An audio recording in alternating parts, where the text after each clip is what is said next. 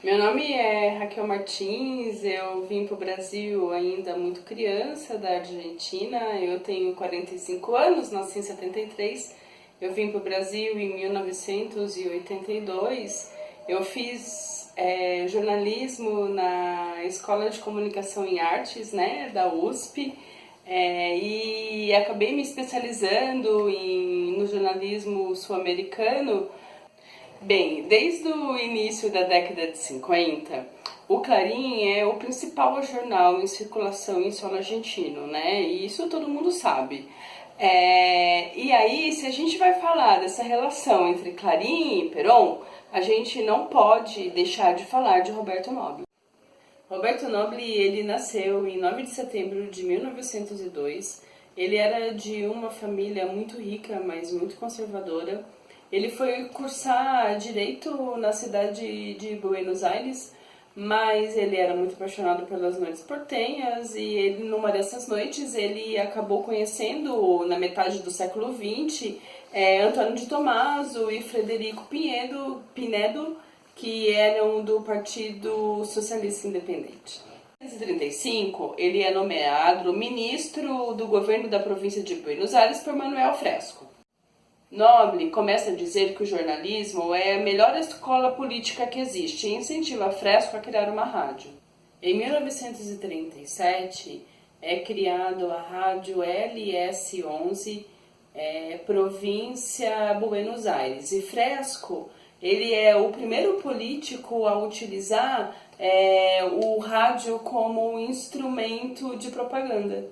Noble é obrigado a renunciar ao seu cargo em 1940, acusado de fraudar as eleições em 1938. E aí ele acaba indo para sua fazenda, da fazenda que a sua família tinha, né, naquela época, e lá ele começa a imaginar que seria muito bom e fomentar a ideia de se ter um jornal.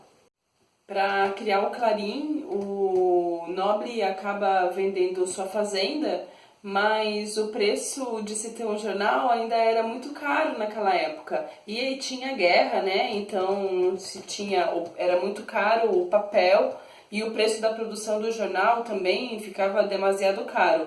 Então ele acabava pegando o papel emprestado de um outro jornal que se chamava Cabildo. Em 28 de agosto de 1945 nasce o Clarim. Clarim era o nome de uma revista argentina, então foi necessário comprar os direitos do nome Clarim para poder utilizá-la como jornal. A primeira edição do Clarim, se a gente comparar ele ao La Prensa e o La Nación, a gente dava para ver assim nitidamente que ele trazia muitas inovações. Elas acabavam se concentrando em alguns podemos dizer assim, itens, talvez, que a gente consegue visualizar muito bem. Então, ele era um jornal de tamanho reduzido, ele tinha uma linguagem muito mais acessível, fazia uso de fotografia, o seu preço era mais reduzido e ele tinha manchetes que vinham em maiores destaques. Estando no comando de um meio de comunicação, Noble poderia retornar à política argentina. O Clarim ele surge no momento em que a Argentina está passando por muitas mudanças. Nesse período, as pessoas estão saindo do campo para vir para a cidade. Então, a cidade ela acaba sendo um espaço muito mais importante. E aí, o que acontece? A classe média, nesse momento, ela começa a consumir muito mais cultura, a consumir muito mais notícia. E isso faz com que aconteça um novo tipo de jornalismo. Em 17 de outubro de 1945, os apoiadores de Juan Perón foram para a rua apoiar seu candidato. Durante sua campanha, Perón incentivou a ampliação dos direitos trabalhistas e a criação e a organização dos movimentos sindicais. E isso marca a primeira aparição de Perón no Clarim. Neste primeiro momento, o Clarim é crítico à candidatura de Perón. Mas o apelo popular faz com que Perón vença as eleições de 1936. Em 23 de março, o Clarim publica um editorial reconhecendo a lisura do processo eleitoral. Quando o Clarim completou 1 ano de circulação, aconteceu uma grande celebração.